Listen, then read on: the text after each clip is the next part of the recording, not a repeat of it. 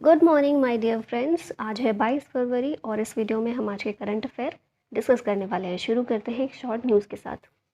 तो हमारे जो एजुकेशन मिनिस्टर हैं, कौन है अभी? धर्मेंद्र प्रधान। इन्होंने लॉन्च किया है एक लर्निंग टीचिंग मटेरियल जिसका नाम है जादुई पिटारा। ये एक फाउंडेशनल स्टेज के लिए, बच्चों के एक फाउंडेशनल स्टेज के लिए इसको लॉन्च किया गया है, जिसमें प्लेवे मेथड के ज़रिए चीज़ें समझाई गई हैं। इस जादुई पिटारे में प्ले बुक्स हैं, एक्टिविटी बुक्स हैं, flash cards, posters depicting various stories, games, puzzles, puppets हैं और इसी तरह के बहुत सारे आइटम्स हैं जिसमें फाउंडेशनल स्टेजेस में बच्चों की हेल्प हो सके। ठीक है, तो आपको याद रखना है जादुई पिटारा एक लर्निंग टीचिंग मटेरियल है जो कि हमारे एजुकेशन मिनिस्टर ने लॉन्च किया है। आते हैं पहले क्वेश्चन की तरफ। When is International Mother Language Day celebrated every year? International mother language day ये सेलिब्रेट किया जाता है 21 फरवरी को। यूनेस्को ने ये दिन मनाने के लिए घोषणा 1999 में की थी, फिर 2000 से हर साल इसको सेलिब्रेट किया जा रहा है। 2023 में थीम क्या इसकी रखी गई है? Multilingual education, a necessity to transform education. यहाँ पर हम देख लेते हैं फरवरी के कुछ इंपॉर्टेंट डेज और उनकी थीम। तो वर्ल्ड वेटलैंड्स डे ये 2 फरवरी को होता है। थीम इसकी it's time for wetland restoration. World cancer day 4 फरवरी और इसकी theme close the care gap. World pulses day 10 फरवरी को और थीम है इसकी pulses for a sustainable future. World radio day होता है 13 फरवरी को, इसकी थीम क्या है? Radio and piece. 13 फरवरी को ही राष्ट्रीय महिला दिवस भी होता है, national women's day. World day of social sciences ये 20 फरवरी को सेलिब्रेट किया जाता है और इसकी theme overcoming barriers and unleashing opportunities for social justice. Next question है, Khajuraho dance festival is organized in which state? Khajuraho dance festival ये मध्य प्रदेश में ऑर्गेनाइज किया गया। एडिशन आपको याद रखना है 49th एडिशन था। 7 दिन का ये फेस्टिवल जो है 7 दिन तक चलेगा और ये उस्ताद Alauddin Khan Sangeet evam Kala Akademi and directorate of culture in association with the tourism department and the archaeological survey of India, in सभी के द्वारा मिलकर इसको ऑर्गेनाइज किया गया है। इसमें 2 डांस परफॉर्म किए जाएंगे, बेसिकली भरतनाट्यम और कथक। भरतनाट्यम जो प्रेजेंट करने वाली हैं वो हैं जानकी रंगराजन। कथक प्रेजेंट करेंगी प्राची शाह। फिर कथक भरतनाट्यम एक डुओ भी होगा दोनों डांसेस का, जो कि धीरेन्द्र तिवारी और अपराजिता शर्मा के द्वारा प्रेजेंट किया जाएगा। तो आपको देखिए, क्योंकि एग्ज़ाम्स में इस तरह का क्वेश्चन आ जाता है कि ये जो है किससे रिलेटेड हैं, किस डांस से, है ना, प्राची शाह किससे हैं या फिर भरतनाट्यम से कौन एसोसिएटेड है, तो इसलिए आपको इनके नाम याद रखने हैं। न्यूज़ में है तो इसलिए इंपॉर्टेंट हो जाते हैं एग्ज़ाम के लिए भी। अब क्योंकि खजुराहो की बात हुई है तो थोड़ी सी बात कर लेते हैं। है कहाँ पर? मध्य प्रदेश में है, इसीलिए खजुराहो डांस फेस्टिवल भी एमपी में ही ऑर्गेनाइज किया जा रहा है। ये एक हिंदू और जैन टेम्पल्स का ग्रुप है। कहाँ पर? छतरपुर डिस्ट्रिक्ट एमपी में। एक यूनेस्को वर्ल्ड हेरिटेज साइट के रूप में भी डेजिग्नेट किया गया है और ये नागरा स्टाइल में, जो मंदिर के आपने आर्किटेक्चर के स्टाइल पढ़े होंगे ना, नागरा और द्रविडियन स्टाइल, तो ये नागरा स्टाइल में बनाए गए हैं। किसके द्वारा खजुराहो ग्रुप ऑफ मोनूमेंट्स बनाए गए थे? तो ये जो है चंदेला डायनेस्टी जो है 885 से 1000 सीई के बीच में इनको बनाया गया था। और इनमें कुछ खजुराहो ग्रुप ऑफ टेम्पल्स जो हैं, यहाँ पर कुछ मेन टेम्पल्स हैं जैसे कि Kandariya Mahadev temple, 64 Jogini temple, Lakshman temple, Vaman temple, इसी तरह के और भी बहुत सारे हैं। ये आपको कुछ मेन याद रखने हैं। अब क्योंकि हमने डांसेस की भी बात की थी वहाँ पर, भरतनाट्यम और कथक की, तो ये दोनों ही क्या हैं? क्लासिकल डांस हैं। और हमारे देश में कितने क्लासिकल डांस हैं? तो फिलहाल 8 क्लासिकल डांसेस हैं जो परफॉर्म किए जाते हैं बहुत पुराने टाइम से। भरतनाट्यम जो है तमिलनाडु का है, कथक उत्तर प्रदेश का है, ओडिसी उड़ीसा का है, मणिपुरी मणिपुर का है। ये दोनों याद रखने बहुत इंपॉर्टेंट है और बहुत ईजी है ना। और कथक भी आपको याद ही होगा उत्तर प्रदेश का है, फिर भरतनाट्यम तमिलनाडु है, फिर हम देखते हैं मोहिनी अट्टम और कथकली, ये दोनों ही केरला से बिलोंग करते हैं। कुचिपुड़ी आंध्र प्रदेश का है, सत्रिया डांस असम का है। फिर क्लासिकल डांस तो है ही जो 8 है, बट उसके अलावा नंबर ऑफ फोक डांसेस भी हैं हमारे यहाँ जो अलग अलग स्टेट के हैं, और एक स्टेट का एक ही नहीं है, बहुत सारे भी हो सकते हैं। तो इन्हें कुछ देख लेते हैं। असम के कुछ फोक डांसेस हैं बिहू, बिछुआ, नट पूजा।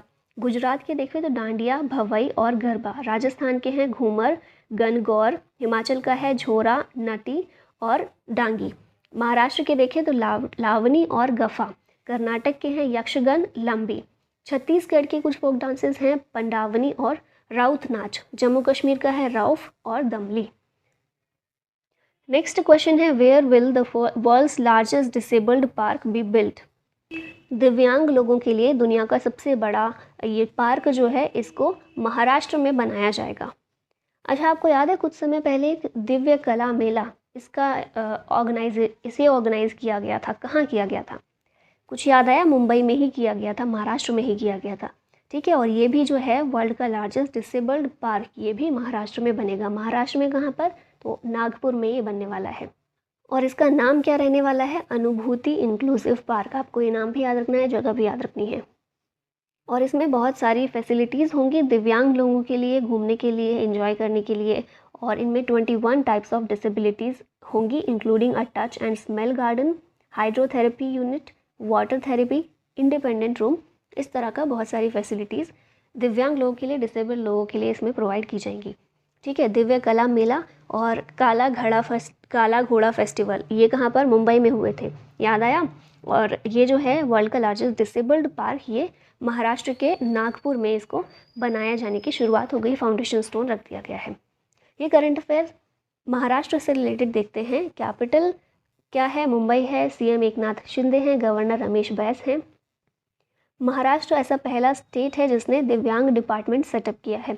महाराष्ट्र का तुंगरेश्वर वाइल्ड लाइफ सेंचुरी जो है इसे सुप्रीम कोर्ट का ESZ मैंडेट से एग्जेम्प्ट कर दिया गया है। मतलब सुप्रीम कोर्ट ने ये बोला था कि जितनी भी वाइल्ड लाइफ सेंचुरीज़ हैं उनके 1 किलोमीटर तक के एरिया को इको सेंसिटिव जोन घोषित किया जाए, है ना, इको सेंसिटिव जोन बनाया जाए। लेकिन महाराष्ट्र का जो तुंगरेश्वर है उसे इसमें छूट दी गई है, एग्जेम्प्ट कर दिया गया है। महाराष्ट्र का पहला electronic manufacturing cluster, greenfield electronic manufacturing cluster, ये पुणे में बनाया जा रहा है। ठीक है, उसके बाद नेक्स्ट देखें तो दही हांडी महाराष्ट्र का ऑफिशियल स्पोर्ट है। MP का ऑफिशियल स्पोर्ट कौन सा है? मलखंभ है। महाराष्ट्र का कौन सा है? दही हांडी है। एक लोन स्कीम जिसका नाम है जिभाला, ये महाराष्ट्र के द्वारा लॉन्च की गई है और बेसिकली डिपार्टमेंट ऑफ प्रिजन्स के द्वारा ये लॉन्च की गई है। जो प्रिजनर्स होते हैं उनके लिए इसको लॉन्च किया है। 100% इलेक्ट्रिफिकेशन ऑफ कोंकण रेलवे ये हो गया है। छत्रपति शिवाजी महाराज वास्तु संग्रहालय रिस्टोरेशन प्रोजेक्ट जो था इसे यूनेस्को की तरफ से एशिया पैसिफिक अवार्ड दिया गया है।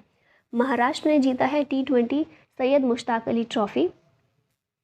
अच्छा, ये आप लोग बताइए कमेंट बॉक्स में, हाल ही में रणजी ट्रॉफ़ी किसको मिली है? ठीक है, फिर इसके बाद नेक्स्ट है इंडिया का पहला माइग्रेशन मॉनिटरिंग सिस्टम, ये मुंबई में इनाग्रेट किया गया है। और 108 India science congress Nagpur Maharashtra में इसे ऑर्गेनाइज किया गया था। अगला क्वेश्चन है, which player broke the world record for smashing most sixes in test cricket? तो ये कौन है? ये है बेन स्टोक्स। आप देख रहे होंगे इनको पिक्चर में भी। ये बन गए हैं सर्वाधिक 6 लगाने वाले। ठीक है, इंग्लैंड के टेस्ट कैप्टन हैं ये बेन स्टोक्स।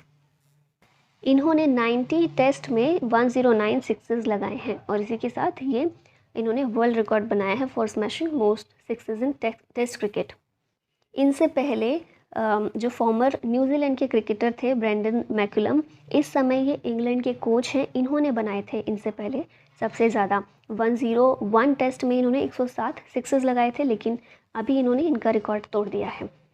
ठीक है, अभी यहाँ पर इंग्लैंड क्रिकेटर्स से रिलेटेड चीज़ें देख लेते हैं। तो बेन स्टोक इंग्लैंड के ही ऑफकोर्स, ये 2022 में इन्हें ICC test player of the year award मिला था। नेट स्कीवर इंग्लैंड की ही ये क्रिकेटर हैं।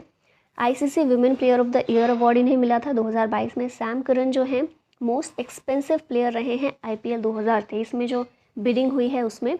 फिर इयॉन मॉर्गन की बात करें तो रिसेंटली इन्होंने रिटायरमेंट अपनी अनाउंस की है। जॉस बटलर IPL 2022 में ऑरेंज कैप विनर रहे थे।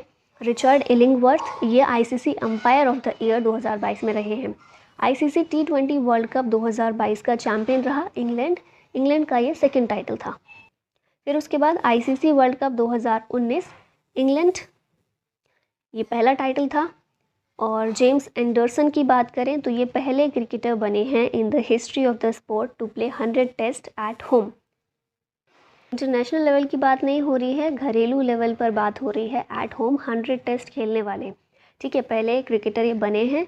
इनके बाद हम देखते हैं भारत में अगर बात करें तो सचिन तेंदुलकर हैं, लेकिन जेम्स एंडरसन से पीछे है ये। 94 टेस्ट इन्होंने अभी तक खेले हैं। Anderson is the only pacer with more than 600 test wickets. तो ये हो गया। नेक्स्ट आते हैं, India's first frozen lake marathon organised in which state और यूटी। तो ये ऑर्गेनाइज की गई लद्दाख में, ऑप्शन नंबर ए करेक्ट होगा। लद्दाख में कंट्री का first ever frozen lake marathon हुआ, कहाँ पर, पैंगोंग सो लेक में, और इसे ऑफिशियली रजिस्टर किया गया है in the Guinness book of world record as the world's highest frozen lake marathon. Theme इस मैराथन की रखी गई द लास्ट रन, और अभी नए लेफ्टिनेंट गवर्नर कौन बनाए गए हैं लद्दाख के, BD मिश्रा हैं ये। कुछ फैक्ट्स देख लेते हैं लद्दाख से रिलेटेड। तो BRO, इसने लद्दाख, हिमाचल से लद्दाख को कनेक्ट करने के लिए वर्ल्ड का हाईएस्ट टनल बनाने की शुरुआत की है शिंकुला पास पर। ठीक है, मतलब इस प्रपोजल को मंजूरी मिल गई है और अब ये शुरू हो जाएगा। याया सो, ये लद्दाख में एक लेक है, ये लद्दाख का पहला बायोडाइवर्सिटी हेरिटेज साइट बना है। इंडिया का first ever night sky century, ये लद्दाख में हमें देखने को मिलेगा। जस्टिस नोंगमिकापम कोटेश्वर सिंह, ये जम्मू कश्मीर और लद्दाख हाई कोर्ट के चीफ जस्टिस अभी रिसेंटली बनाए गए हैं। इंडिया का पहला जियो थर्मल पावर प्रोजेक्ट, ये लद्दाख के पूगा विलेज में इसको इस्टेब्लिश किया जाएगा। First ever ice climbing festival, ये लेह की नुब्रा वैली में इसको सेलिब्रेट किया गया। रीवा स्कीम जो है लद्दाखी स्टूडेंट्स को कोचिंग फैसिलिटी प्रोवाइड करने के लिए फाइनेंशियल असिस्टेंस प्रोवाइड करने का काम करेगी। ठीक है, रीवा स्कीम लद्दाख की है। What is the India's rank in Ookla speed test global index 2023। तो Ookla speed test global index जो है, इसमें भारत की रैंक है 75th, 75वीं। इंडिया की रैंक इसमें है 69th, option number C correct होगा। अच्छा, ऑप्शन यहाँ पर ही गलत लिख गया, ठीक कर दिया जाएगा आपके लिए। As per Ookla speed test global index, India 10 spot ऊपर बढ़ा है और अभी India 69th fastest mobile internet provider बन गया है पूरे वर्ल्ड में।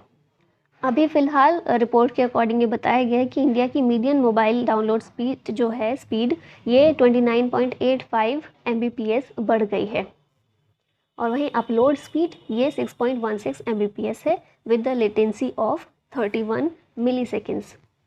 और टॉप पर कौन है इस इंडेक्स में, तो ये आपको याद रखना है, सिंगापुर है। इसकी मीडियन डाउनलोड स्पीड 234.55 Mbps है। तो ये फास्टेस्ट ब्रॉडबैंड है इन द वर्ल्ड, कौन सा है, सिंगापुर है। भारत की रैंक इसमें है 69th। यहाँ पर कुछ इंपॉर्टेंट इंडेक्सेस हैं, वैसे हम काफ़ी बार इनको देख चुके हैं, बट फिर से एक जल्दी से देख लेते हैं। ग्लोबल हंगर इंडेक्स टॉप इसमें बेलारूस ने किया है, इंडिया की रैंक 107। ग्लोबल इनोवेशन इंडेक्स में स्विट्जरलैंड ने टॉप किया, भारत 40वीं रैंक पर है। वर्ल्ड हैप्पीनेस इंडेक्स फिनलैंड ने टॉप किया, भारत 136वीं रैंक पर है। Global gender gap report Iceland ने टॉप किया, भारत 135वें स्थान पर है। International intellectual property index USA ने टॉप किया, भारत 43rd प्लेस पर है। World air power index top है USA, इंडिया है इसमें 3rd नंबर पर। World press freedom index Norway ने टॉप किया है, उसके बाद भारत की रैंक है 150। ग्लोबल टेररिज्म इंडेक्स में अफगानिस्तान टॉप पर है, भारत 12th नंबर पर है। ह्यूमन डेवलपमेंट इंडेक्स में स्विट्जरलैंड टॉप पर है, भारत है 132वें प्लेस पर। Corruption perception index Denmark top पर है और भारत 85वें नंबर पर है। 16th वेल्थ रिपोर्ट, इसमें USA ने टॉप किया है, भारत 3rd पर है। ग्लोबल लिवेबिलिटी इंडेक्स ऑस्ट्रिया ने टॉप किया है और भारत 112वें नंबर पर है। Who one the best actor award eight BAFTA awards 2023। तो इसमें बेस्ट एक्टर का अवार्ड मिला है ऑस्टिन बटलर को, और ये सारे आप विनर्स देख रहे होंगे। कुछ टाइम बाद आपको एक बाफ्टा अवार्ड्स की एक सेपरेट वीडियो भी देखने को मिल जाएगी, जिसमें जितनी भी चीज़ें हैं वो कवर कर दी जाएंगी। बाफ्टा की फुल फॉर्म क्या है, British academy film awards, 76th edition था। एक्टर रिचर्ड ई ग्रांट ने इसको होस्ट किया at the royal festival hall in London, England. Formation कब हुआ था, बाफ्टा की शुरुआत हुई थी 16 अप्रैल 1947 को। Which country will host first I2U2 vice ministerial meeting. तो ये जो है होस्ट की जाएगी UAE के द्वारा। I2U2 में कौन है, I2 से मतलब इंडिया, इजराइल, और U2 USA और UAE है। तो ये जो पहली वाइस मिनिस्टीरियल मीटिंग होने वाली है, ये UAE इसको होस्ट करेगा। अबू धाबी UAE करेगा। मेन ऑब्जेक्टिव इसका क्या है, security cooperation, technological hub, food security and other different energy fields. यहाँ कुछ और इंपॉर्टेंट समिट्स देख लेते हैं। G20 2023 समिट, अच्छे से आपको पता होगा, नई Delhi. 3rd global organic expo, नई दिल्ली। ग्लोबल टेक्नोलॉजी समिट, नई Delhi. 21st world congress of accountants, Bharat में। 36th इंटरनेशनल जियोलॉजिकल कांग्रेस, नई दिल्ली में। 14th world spice congress Mumbai Maharashtra में, 8th edition of India international science festival Bhopal MP में, फिर डेफ एक्सपो 2022 गांधीनगर गुजरात में हुआ था। इंडिया का first global Ayush investment and innovation summit ये गांधीनगर गुजरात, और 108वीं इंडियन साइंस कांग्रेस ये नागपुर महाराष्ट्र में हुई। India and which country have launched a joint digital payment mechanism, तो ये जो है इंडिया और सिंगापुर ने मिलकर ये लॉन्च किया है एक joint digital payment mechanism. PM Modi और हमारे आरबीआई के गवर्नर जो हैं शक्तिकांत दास, इन्होंने सिंगापुर के प्राइम मिनिस्टर ली सियन के साथ में एक कोलैबोरेशन किया to start cross border payments. They have initiated linkages of their respective fast payment systems UPI and PayNow. Which country test fired Hwasong 15 intercontinental ballistic missile, आपने उनको test fire किया है successfully, ये है north Korea. हमारे Kim Jong Un जो हैं उनकी कंट्री है नॉर्थ कोरिया, जिसने हवासोंग 15 को टेस्ट फायर किया है into the sea of Japan's west coast, और ये पहली बार टेस्ट फायर किया गया था 2017 में। ये पहला बैलिस्टिक मिसाइल है जो डेवलप किया गया by North Korea to reach all of the United States mainlands, और ये धमकी भी क्योंकि हमेशा देते ही रहते हैं, और इस देश में कुछ और होता है या नहीं होता कुछ पता नहीं चलता, बट इसका ज़रूर पता चल जाता है कि कोई बैलिस्टिक मिसाइल या कोई मिसाइल टेस्ट फायर की गई है। अब लास्ट में ये क्वेश्चन है आप लोगों के लिए, who has appointed as the new CEO of NITI Aayog, KV Shahji, Michael Patra, Debashish Panda या फिर BVR सुब्रमण्यम। इसका राइट आंसर दीजिएगा कमेंट बॉक्स में। और इस वीडियो में बस इतना ही। Thank you so much for watching. जय हिंद।